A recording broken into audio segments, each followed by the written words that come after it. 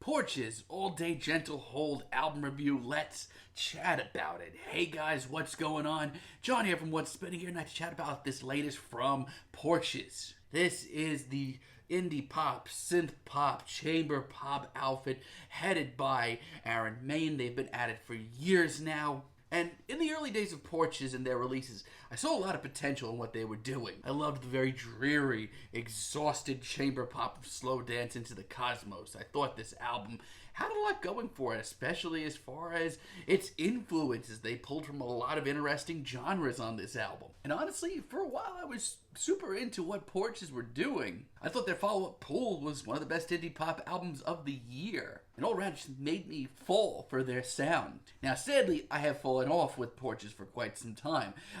Aaron's venture into dance music on the house is still very up in the air. And you know what? There are some good singles on there. It's the reason that I eventually, did check it out and did review it. But when this album was bad, it was downright unlistenable. And then there's last year's Ricky music, which honestly landed on my least favorite albums of the year, even if Range Rover was a really great single. Now, I was not even going to touch this new album, but truth be told, the singles leading up to this album have been really fun, quirky, and enjoyable. Let's chat about this thing. I'm actually super into Lately as an intro. The bulky production right off the bat puts this on the quirkier side of the music of Porches. And this songwriting, while on the simpler side, is actually working for Aaron.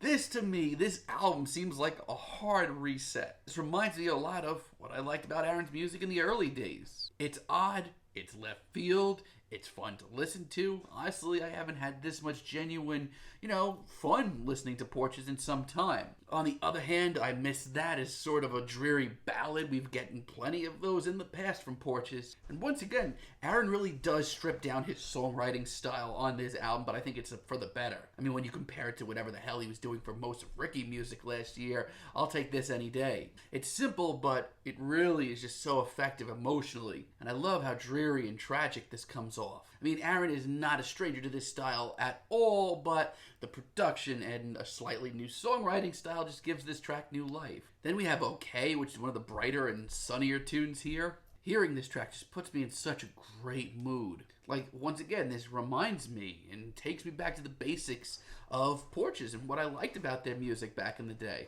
Hearing this makes me feel like Aaron Maine's in a really good spot creatively. Like he's on a hot streak right now. I love the nocturnal synths on Swimming Big. Cheesy as it sounds, a lot of these tracks instrumentally sound like they were ripped out of unused levels on Super Mario 64. But I love everything about this track. I love the personal nature to it. It's very emotional. And while once again, I think we're on the more quaint side of songwriting, it makes things much more relatable. And Back 3 School, honestly, I think it's the best track Aaron has wrote in years. It is so incredibly catchy, and I love how longing and nostalgic this comes off. It is still sort of stripped down, and yes, it's a little lo-fi, it's got that bedroom feel to it, but man, is it ever driven. This is just all around a fantastic synth pop track. Not only that, but I think the star here is just how much this sounds like it came so easily to Aaron.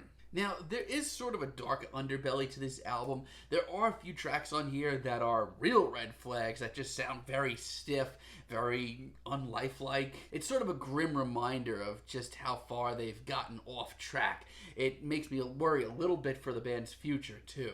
Like Swarovski, that's a red flag in my book. This is the worst track here. This reminds me a lot of what I didn't like about Ricky music. This is stiff as a freaking board. It's trying way too hard to be quirky and experimental. It's just really tame at the end of the day. We could have heard a lot more garbage like this on the album. I'm glad we didn't. In a Fashion, on the other hand, is just the kind of track that I've never been into from Porches. Look, there's been plenty of downtrodden, gloomy tracks on here. That's not an issue.